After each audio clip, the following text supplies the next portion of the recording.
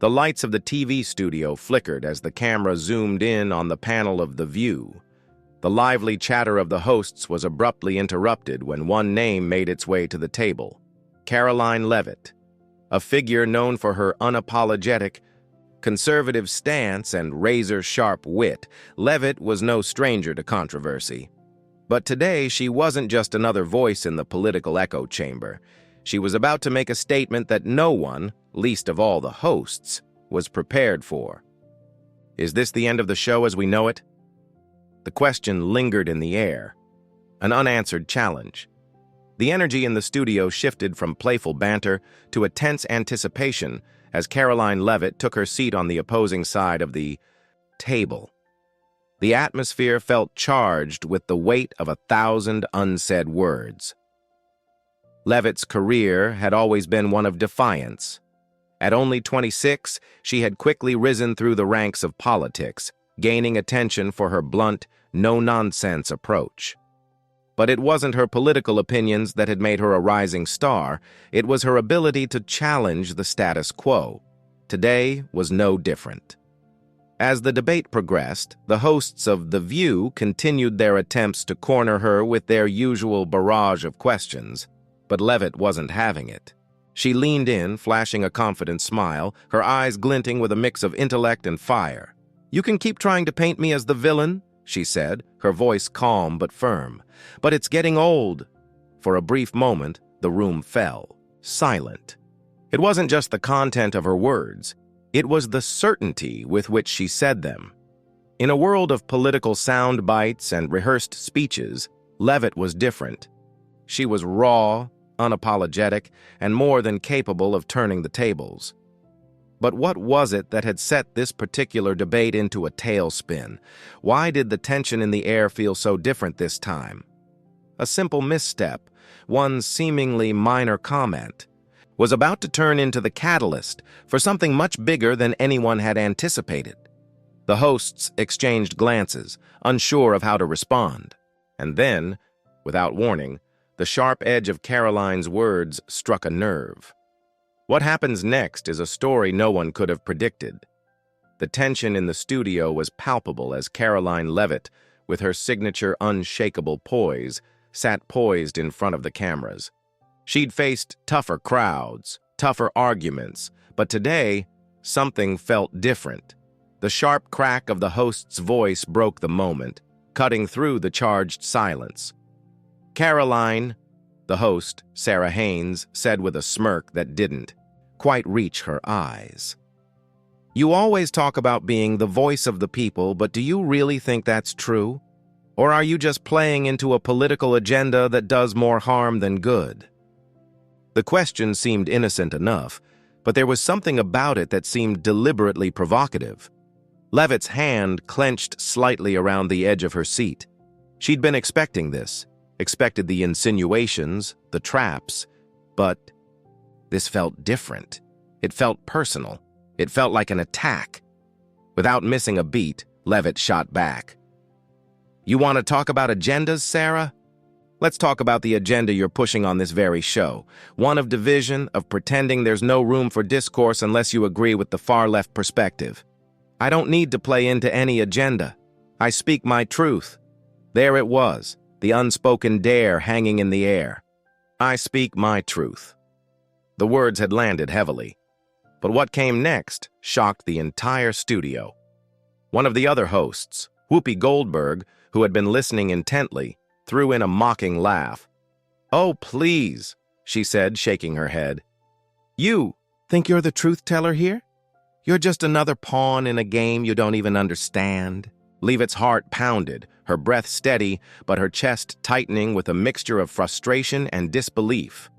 Whoopi was a legend, but her words stung like a slap across the face. The cameras zoomed in, capturing every ounce of tension. There was a split second where it looked like Leavitt might take the high road, might let the comments slide, but instead, something inside her snapped. She stood up. "You know what, Whoopi?" Her voice was firm, steady, but the underlying fire could not be missed. "I'm done being quiet.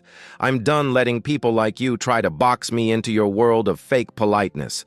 The truth is, I'm here, I'm real, and I'm not backing down anymore. In that moment, the world outside the studio would change forever. The decision to challenge Whoopi, one of the most iconic figures in television, had shifted the trajectory of her career. The instant the words left her mouth, the room felt like it was holding its breath. The audience, once in a simmering silence, burst into whispers and gasps, and just like that, Karoline Leavitt's world was about to be turned upside down. Backstage, her team was already scrambling. Her manager, Jason, a sharp-witted strategist with years in the game, paced the hallway, his phone pressed to his ear. "This could be it," he murmured. "This is the moment that either makes or breaks her." But even Jason, with all his experience, had no idea just how big this moment was going to become. In the fallout of that singular moment, Karoline's entire life would change, and she'd have to decide, was she ready to face the storm she had just unleashed? The next 24 hours were a blur of headlines, tweets, and media firestorms. Karoline's words on The View were everywhere. The internet exploded with divided opinions. On one hand, conservative outlets hailed her as a bold truth-teller, while liberal platforms labeled her as everything from an opportunist to a villain. The commentary surrounding her only seemed to escalate. The buzz was deafening, but underneath the media whirlwind, Karoline found herself grappling with something far more personal: doubt. That evening, after the storm of social media posts and news flashes had died down, she sat alone in her apartment, staring at the blank wall in front of her. The flicker of her TV screen provided the only light. The video of her confrontation with Whoopi had gone viral. The outpouring of both support and disdain flooded her inbox, and she couldn't help but feel the weight of the expectations bearing down on her. Her phone buzzed. Another notification. A text from Jason. "Jason, we need to talk. Call me." She hesitated. He'd been her manager for years, always knowing just how to navigate the next step. But now, something in his voice felt different. She dialed his number, and when he picked up, his tone was strained. "Karoline," Jason began, "I need you to brace yourself. The backlash is heavier than we anticipated. The networks are coming for you. Some people are already calling for your removal from the public sphere. You need to make a statement. This isn't just about politics anymore. It's about survival in the media." The words hit her like a punch to the gut. She had prepared for criticism, but she had never imagined it would come to this. What if she wasn't strong enough to withstand it? What if this moment, the one she had fought so hard for, turned into her downfall? "I didn't ask for this," Karoline muttered under her breath, her voice cracking slightly. Jason's response was firm. "You might not have asked for it, but this is your reality now. You've made an enemy of some very powerful people. You need to either double down or walk away. It's your choice, but there's no middle ground." Her mind raced. The question gnawed at her. Was I ready for this? Doubt swirled, threatening to paralyze her. Was the fight worth it? The more she thought, the more the gravity of the situation pressed on her chest. It wasn't just about a TV show anymore. It was about her career, her identity, her future. She stared at her reflection in the mirror across the room, the weight of her own gaze nearly suffocating her. "I can't back down now," she thought. But doubt still lingered, casting a shadow over her every decision. Just as she was about to dial Jason back, a call came in from an unknown number. She hesitated, then answered. "Karoline," the voice on the other end was low, urgent. "This is bigger than you realize. They're coming for you, and they won't stop until you're out of the picture. You need to be careful. People you trust might not have your back." The voice hung in the air, a haunting reminder that the fight she had just entered was far more dangerous than she had anticipated. The phone call echoed in Karoline's mind long after she hung up. People you trust might not have your back. The voice had been strangely familiar and yet unsettlingly anonymous. Her instincts told her to disregard it, but the seed of doubt had already been planted. She paced the room, her heart racing.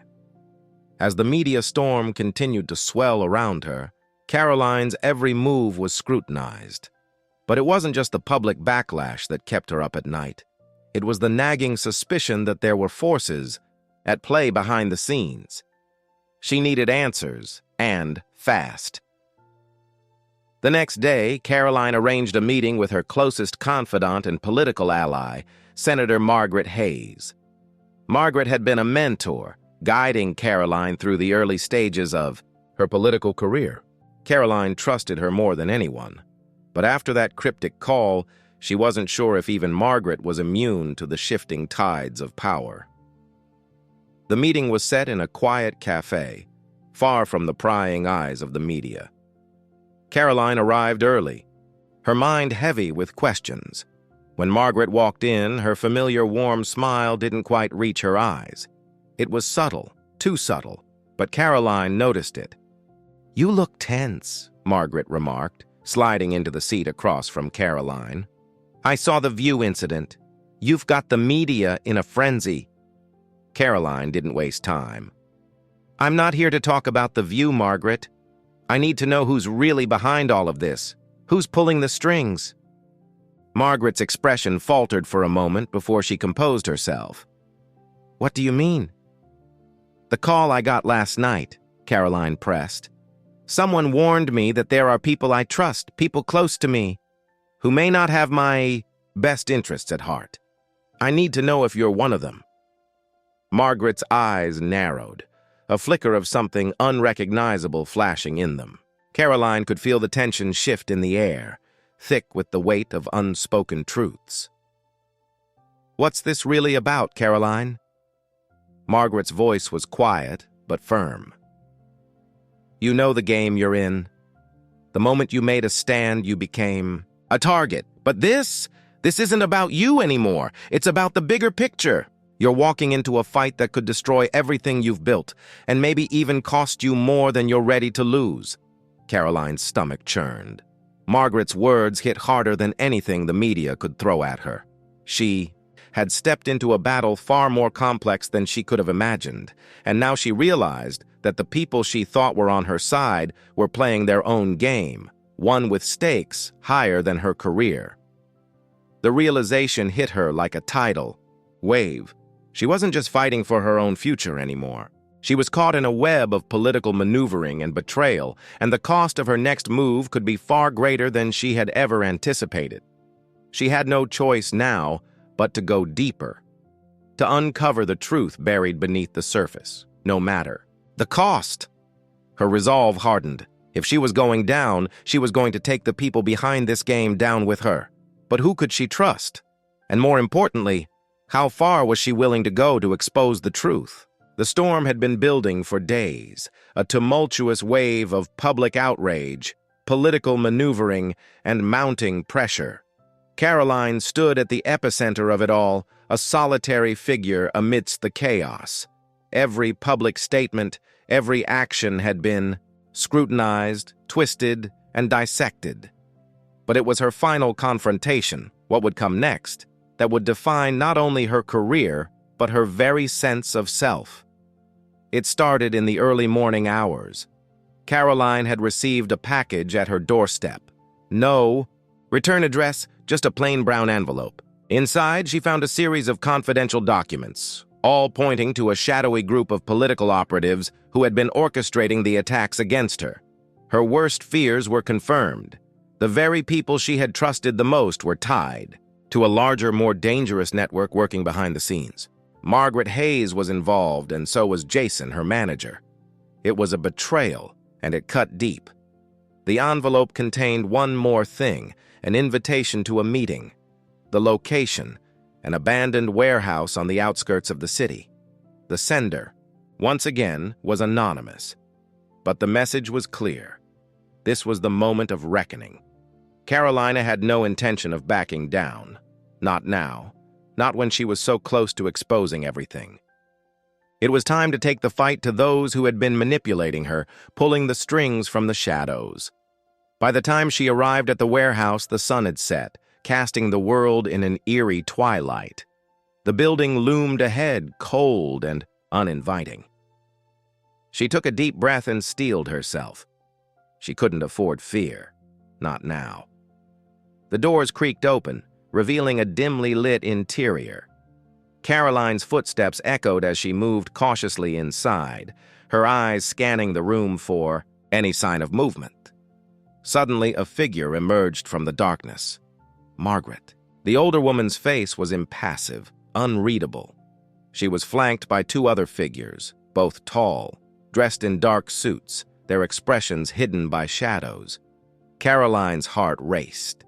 "What is this, Margaret?" Her voice was low, but the anger in it was unmistakable. "You and Jason. You've been behind all of this, haven't you?" Margaret didn't flinch, but Karoline could see the hesitation in her eyes. "Karoline, you don't understand," she began, her tone a mix of caution and regret. "This isn't just about you. It never was." Karoline's fists clenched. "Then what is it about? Who's really pulling the strings here? Who's using me?" Margaret sighed, a slow, heavy exhale. "You've always been a pawn, Karoline. A tool in a much bigger game. Jason, he was never really on your side, and neither was I." She paused, her gaze shifting to the two men behind her. They remained silent, but their presence was enough to signal that this wasn't just a conversation. It was a setup. Karoline's mind raced.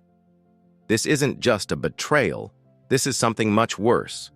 She had been manipulated, played by the very people who had seemed like her allies. The anger surged inside her like wildfire. "You've been using me," Karoline spat, "to push an agenda, to take down those who don't fit your narrative." She took a step forward, her voice rising. "I thought you believed in me, but this is your power play, isn't it? You never cared about me, only about your own rise." Margaret's expression hardened. "We all have to play the game, Karoline. You were a means to an end, and now you've outlived your usefulness." The finality in her words hit Karoline like a slap, but she wasn't done yet. The rage that had been simmering beneath the surface for weeks, months even, broke free. With a swift motion, she grabbed the envelope from her bag and slammed it onto the table in front of Margaret. "No, you don't get to decide when I'm done. I'm taking this game back and I'm exposing everything." For a moment, the room was still, the air thick with tension. Margaret's face shifted, something flickering in her eyes. Fear? Regret? Whatever it was too late. The cards had been laid on the table and Karoline had no intention of backing down. "What do you think you can do, Karoline?" Margaret asked coldly. "You're outnumbered. This is bigger than you." "I don't care how big it is," Karoline shot back, her voice a controlled fury. "You're going down." And with that, she hit the button on her phone. A single call to the press, a signal to her remaining allies. This was the moment that everything changed. As the flashing lights of cameras flooded the warehouse, the figures in the shadows seemed to lose their edge. The final pieces of the puzzle clicked into place. Karoline had taken back control. She didn't need to play their game anymore. She was playing her own, and this time, the world was going to see it. The fallout from the warehouse confrontation was swift and far-reaching. As Karoline's phone buzzed with constant updates, she could feel the shift in the atmosphere. What had started as a personal battle, a struggle for her integrity, had now become a full-fledged political earthquake. The media's response was almost immediate. The very people who had once vilified her now found themselves scrambling to cover the story from a new angle. She had flipped the script on them, revealing not just the personal betrayals, but the entire network of political operatives pulling strings in the background. Margaret Hayes, once her mentor, was forced to step down from her position in the Senate within 48 hours. The documents Karoline had released were irrefutable. Jason, too, was exposed for his role in orchestrating the campaign to destroy her reputation. Both of them tried to salvage what was left of their careers, but it was clear. Karoline had won and they had lost. But the victory was bittersweet. Karoline stood in the middle of the storm, her heart heavy. The cost of everything she had gained was immeasurable. She had lost friends, people she had trusted implicitly, and had nearly lost herself in the process. The power plays and backstabs had left their scars, and even though she was standing tall, those wounds would take time to heal.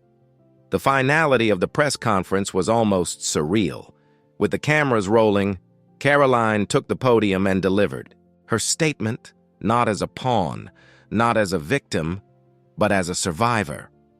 "The truth is a powerful weapon," she said, her voice steady but filled with resolve. "And while some may try to silence it, we must never let it be buried. I stand here today, not just for myself, but for everyone who has ever been told to stay quiet, to sit down, to give in. I chose to fight, and I won't apologize for it." The crowd erupted into applause, but Karoline barely registered the noise. She had expected this moment to feel victorious, to feel like closure, but instead it felt like the beginning of something even more complicated. The political landscape had changed, and so had she. She wasn't the same person who had walked into the studio on that fateful day, unaware of the firestorm she was about to ignite. She had learned that power wasn't just about making the right moves, it was about knowing when to stand firm, when to walk away, and when to expose the truth, no matter the consequences. She had also learned that trust was a fragile thing. There was a cost to being right, to having integrity, and Karoline had paid it with her peace of mind. But in the end, she had come through the storm, unbroken. Later that evening, as she sat on the balcony of her apartment, watching the city, lights twinkle beneath a dark sky, she allowed herself a rare moment of reflection. She was still standing, still fighting. But she wasn't the same woman who had first entered the world of politics. The fire inside her had only burned brighter, tempered by the lessons of betrayal, power, and resilience. And as she watched the horizon stretch before her, she knew that the battle she had fought had only been the beginning. There would be more fights ahead, more battles to face. But this time, Karoline Leavitt wasn't afraid. She wasn't just playing the game, she was changing it. The world would remember her name, not as a pawn, but as a force to be reckoned with. "I'll make my own future," she whispered into the night, a determined smile playing on her lips. "And no one can stop me now."